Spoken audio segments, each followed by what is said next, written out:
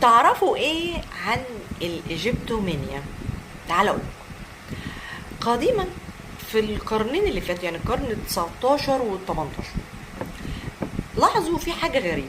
ايه هي؟ لاحظوا ان الناس اللي بتتعمق في الثقافة المصرية ايا كانت بقى القديمة او الحديثة بيصيبهم هوس بكل ما هو مصري، باللغة، بالشكل، باللبس، بالأكلات، بالموسيقى، بأي حاجة خاصة بالمصري.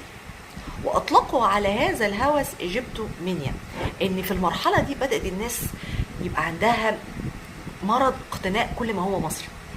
وزاد الموضوع ده أكتر مع إبراز الحضارة المصرية القديمة ودراستها والتعمق الناس فيها.